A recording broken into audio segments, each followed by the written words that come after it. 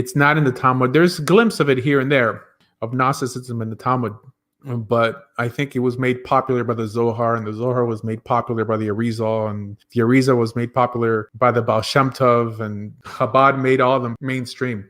That's why it's important to know Jewish history, because you're able to kind of place things in a chronological line, and then it gets you to demystify a lot of concepts. You're like, oh, wait, I don't have to believe this. This thing is new. This concept was invented by this guy, and this. We have to stop deifying people. Judaism is the 5 books of Moses and the rulings established by the court of elders that we call our sages. We call them Chazal. That status ceased to exist after the Tanaim. So the Tanaim are like Rabbi Akiva, like Rabbi Yochanan ben Zakkai, the leaders that appear in the Mishnah. And that's it. And everything after that is just opinion. So that's Judaism in a nutshell. All right. Nice. That was actually a nice little wrap. To put a nice little bow on it, it could be kind of it's kind of daunting out there. I mean, even for myself who came to Judaism, rolled with Chabad for a good 5-6 years, you can get lost pretty easily. I mean, to know what to do, what not to do. How do you keep yourself on the straight and narrow, so to speak? Stick to Torah. Stick to Torah, okay. Anything that you think that you should or shouldn't do, or somebody tells you, confirm it through Torah. That's as simple as it gets. Just, okay, a person tells you to do A, B, and C, okay, take it on face value, but always, at the end of the day, verify through Torah. Tovia always says verify through the Torah. He says if you can't find it in the first 5 books, then it's not. You have to verify everything you're told. No, I dig that. I like that. That's a good answer, actually. So this is why, I've always felt that Tovia Singer gives one response to people who are not converting, who are going to remain Gentiles, and different advice to people who live in a Jewish community. Now, I like that response, but that's a very unpopular response in the Orthodox world. If you say I'm not going to do something because it doesn't appear in Torah, to be a rabbinic Jew, at least, is a bit more complicated than that. They'll be like, well, you don't believe in the oral Torah?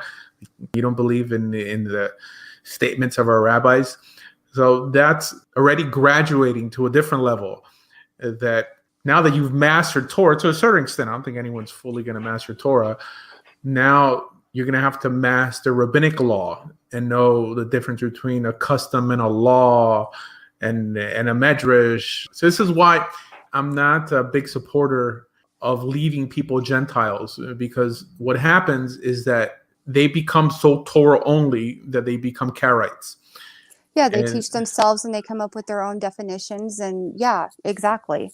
So that's dangerous. I think the whole Karaite movement as it exists today, the Nehemiah Gordon movement, was created by Tovia Singer. Not intentionally, but what do you think people are going to do if all you do is teach them a Tanakh-based Torah and not encourage Orthodox conversion? People are hungry. People are inquisitive. They're not going to be left there. They're going to be like, thank you, Rabbi Singer, for bringing me this far, but there's more for me to learn. And these guys who call themselves Karaites claim that they could teach it to me. I heard you guys talk about hell. What these counter-missionary rabbis teach online is not what they teach to other Jews one-on-one or in a synagogue, right? Because the average Jew would kind of laugh, like, of course, Orthodox Jews believe in eternal punishment and fire. And I'm not saying that's mandatory to believe, but it appears in the Talmud like this. It says even that Jesus, I don't know if it's the same Yeshua Notri, is boiling in something called Soa Rotachat, which is boiling excrement forever. And this is the eternal death for heretics. But we also know that a lot of it is descriptive language. Is getting to a point, but it's using just descriptive words. It's not like we're supposed to take it literally. We're supposed to know how to distinguish descriptive language from literal language. I encourage people not to take it literally, but I think the people who wrote it did take it literally. Of course, we don't take it literally fully, but theologically as a concept is there. It says that the reason we say Kaddish nowadays for the deceased, Kadisha Tum, the mourner's Kaddish, really the orphan's Kaddish, right, was because the story that there was a guy, there's a notion that before Shabbos, they let you out of Gehenna, and then there was a guy who was walking around in the graveyard and he was burnt. I think he meets Rabbi Akiva. And then he says, tell my relatives to say words of Torah in my name to lighten my punishment here in Gehenna. Yeah. So I've read that one. This is why I don't think that the Noahide movement helps at all. I think it hurts. I think it should be Torah or nothing, full Torah. When I mean full Torah, I'm a rabbinic Jew. It should be full oral and written Torah. But I think oral has to be explained with a fine-tooth comb. What about the people who don't want to convert? I know a whole bunch of people who you can beg them to do the conversion and they just don't want to. They don't want to take on the halakha. They don't want the responsibility of the law, but they want the truth. That's a problem. How can someone say that they don't want to convert when the Torah itself doesn't give another standard? Now, Rabbinic Judaism does give another standard, which is to live like a Ben or a Bat Noach. But if they accept that, they've already begun accepting Rabbinic Judaism. So they might as well continue accepting Rabbinic Judaism. In other words, the Torah doesn't make a distinction between laws for Jews and laws for Gentiles. But the rabbis do. But once you accept that existence and call yourself a Noahide, then you've already began to learn and submit yourself to rabbinic ideas. So continue submitting yourself to rabbinic ideas and not have a teacher kind of speak out of two sides of his mouth. That's a beautiful answer. And I have a real bone to pick with Orthodox Judaism.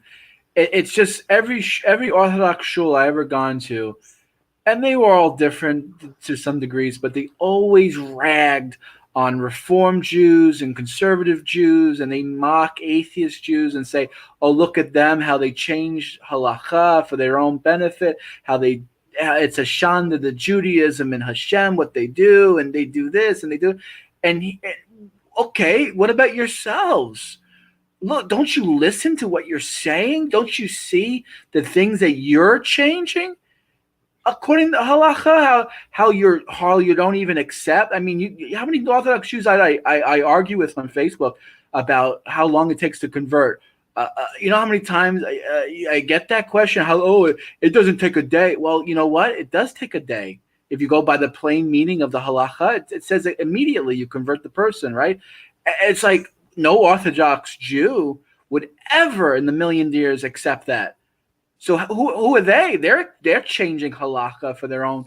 You know where I'm getting with. It's just I'm sick of it. I'm so sick of every Jewish group mocking and ridiculing another Jewish group. We're all Jews here. We're all supposed to be united. Let's stop hating on each other. I never got hate from a Reformed Jew. I mean, I don't know what Orthodox Jews think, but they're not burning babies to Moloch in a Reformed shul. They're not that evil, guys. I mean, well, don't they support the LBG community and the movement? Okay. Okay. It's not necessarily a good thing. I agree with that. But for everything you can accuse a Reformed Jew of doing wrong against Torah, an Orthodox Jew probably does something else against Torah in a different way. And I follow the Orthodox path, but I was never taught that. Like Rabbi Levine, who I speak to quite frequently, he posts stuff all the time about how you can convert for free in Jerusalem, and he gives the address to it, and he's always trying to help people like go on that path. But he says if people don't want to convert and they reject it and they refuse, there's nothing they can do but teach them how to be Noahides in the world, so that they at least have, they at least are living a lawful life, or one that Hashem has, they have laws that they follow, like setting up their courts and not eating from live animals and doing things that are pleasing towards Hashem instead of, burning babies in fires or whatever. I've only really met. I just want to say real quick, that is refreshing to hear. Go ahead, Rabbi. I've only really met two people in my life who wanted to remain Noahides. And I think one of those persons wanted to remain a Noahide because it allowed them to live a very debaucherous life. Yeah. The vast majority of people who call themselves Noahides really just want to be Jewish.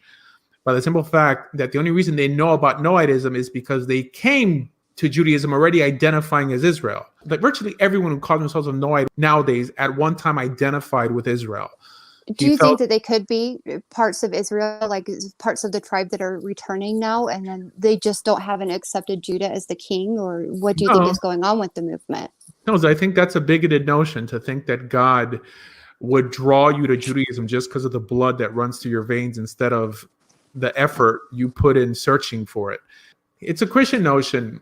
Kabbalah has the same idea that the Jewish soul within you is in some way drawing you back. Well, I mean, I didn't choose what soul I was born with. So you're telling me that someone could be born intrinsically superior, spiritually superior to me? That's what it means that someone has a greater hunger for Torah than you do inherently, intrinsically. My husband's going through the whole conversion process.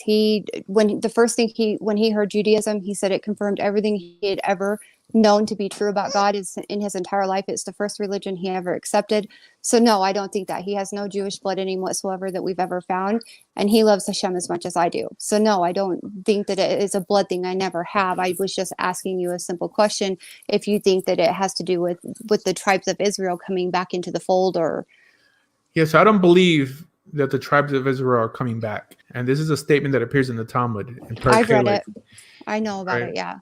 So Rabbi Akiva says that the tribes are not coming back. Why? Because it's a bigoted notion. Now, the reason the idea exists is because for a time when the 10 tribes were in Assyria, they had the opportunity to do tshuva. Just like the Jews did tshuva in Babylon and were brought back to Israel. Right, and they stayed with them until every last one of them absolutely refused and there was no turning away. Right. And then Joshua came back, yeah. So, So the 10 lost tribes had their opportunity and that opportunity expired. Now to think that 3,000, 2,000 years down the road, God is going to give people some sort of spiritual lobotomy and bring them forcibly back to God. And there's many people pushing the whole notion of the Pashtuns and the B'nai Menashe and these people who weren't religiously Jewish when we found them, but just because they claim to have Semitic DNA, we're in some way going to make it easier for them to enter the Jewish people. Like even the Pashtuns aren't Jewish, they're Muslims. So it seems like we're elevating blood over ethics here. It makes us look bigoted to think that people are born intrinsically superior to others. If someone's intrinsically spiritually superior to you, that means that you're spiritually inferior to them. And this is a Kabbalistic notion as well, that that the soul of a Gentile is on the level of an animal, and the soul of a Jew, whether he's wicked or righteous, is head and shoulders above a Gentile's. Yeah, I don't believe that at all. I believe that what makes you a Jew is how you follow Torah and how you listen to Hashem and how you keep the commandments. And I believe that being a Jew is more than blood. I've always said that. But, that's a really hard concept for some people to take because they believe that it was an inherited gift given to them through a bloodline. Mm-hmm.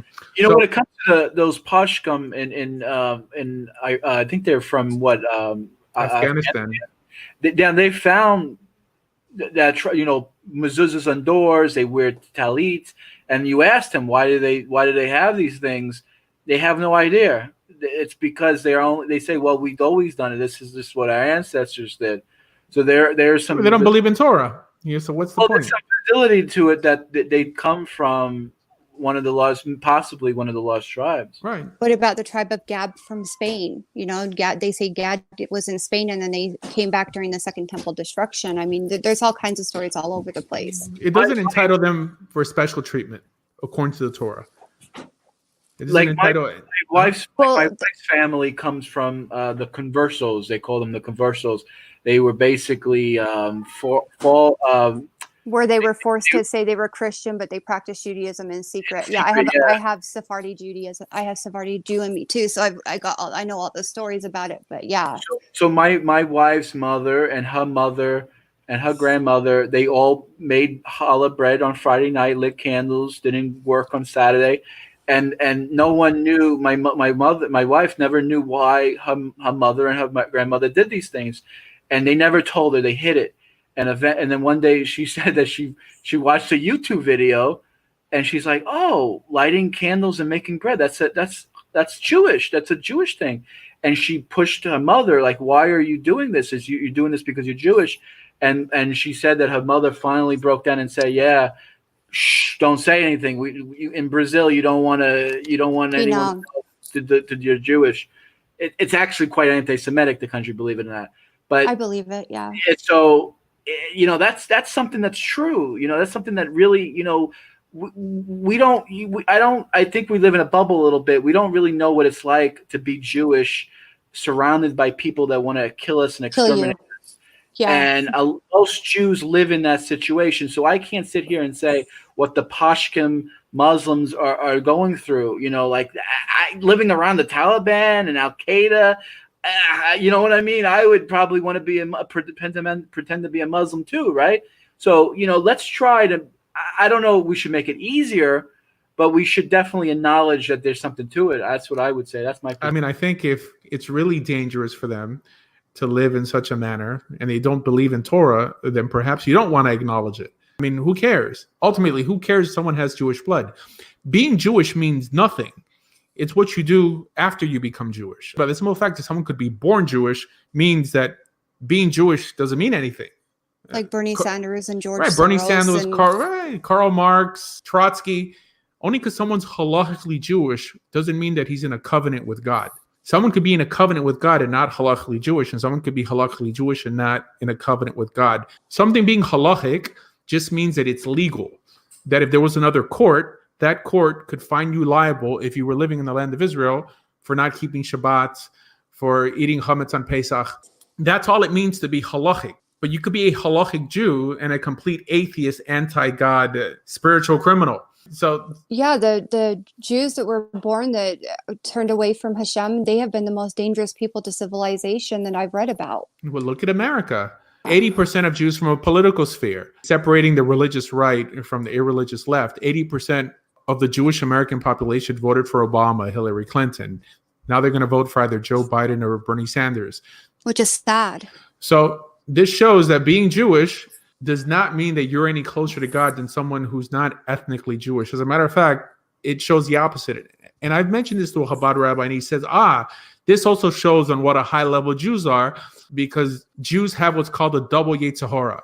That means they have a double evil inclination to do bad because you're so holy. So you can't win with mystics.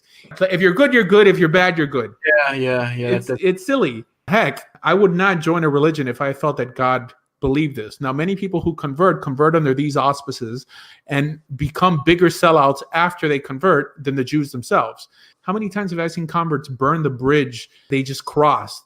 Trust me, like my biggest haters are converts who kind of say, I'm going to attack Rabbi Asher Meza so like my Chabad rabbi could think I'm cool. They make it harder for converts that even born Jews do, just because they're trying to outdo them. Instead of saying, no, this is wrong. I'm clearly less ethical now than I was when I was a Christian, right? These guys have to come to a realization that Judaism needs to be improved. And there's a lot of work to be done. This is why I encourage people to convert, because people think, what can I bring to the table that some Jew hasn't brought? You know what? It was converts during the Second Temple period that saved Judaism back then. Onkelos, Rabbi Meir, Rabbi Akiva, Shammai of Talion, all these big rabbis that were essentially converts that saved Judaism. And I think Judaism is also going to be saved nowadays by converts. I was just saying that tonight, that some of the most brilliant men we've had in Judaism were converts. How do you even separate them out? Because for the entire time Judaism has existed, or the Torah and Tanakh have been around, we have been accepting converts, and we've had them, they're a part of Judaism. You can't separate converts from Judaism. It just doesn't work. Well, apart from just accepting them, I think we should encourage more conversion, and I encourage people to proselytize. I proselytize. There's nothing in Judaism that is against it. I think that former Christians make the best Jews, just because we could learn a lot in terms of ethics and morality from evangelical Christians, just like Christians could ultimately learn a lot in terms of theology from Orthodox Jews. It's really a match made in heaven. That's all I want to say. Yeah, on my wall, I have more Christians than anything else. I talk to them about Judaism all day long. I've had people ask me how they convert.